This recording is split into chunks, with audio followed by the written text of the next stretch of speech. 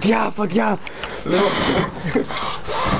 Λοιπόν, εμείς εδώ θέλαμε να φτιάξουμε ατμόσφαιρα με τα κεριά από το IKEA που είναι μόνο για εξωτερικούς χώρους.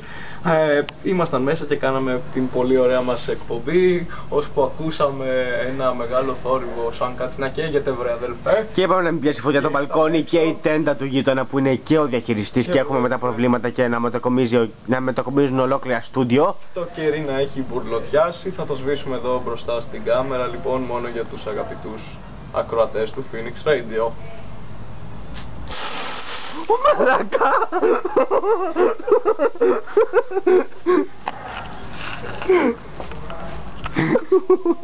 Είμαι σίγουρος ότι έριξα νερό.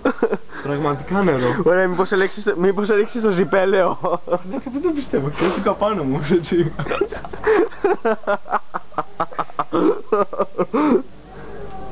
Και άλλος ένας κίνδυνος εξαφανίστηκε και θα συνεχίσεις να μένεις εδώ στο Phoenix Radio. Δεν το πιστεύω. Πάμε πάλι. Να το ρίξω, εγώ το φοβάμαι. Μπορεί να Ναι, ρίξανε μία. Μπορεί να ξαναγεννηθεί από τις τάχτες του. Phoenix Radio είναι αυτό. Phoenix είναι, ναι.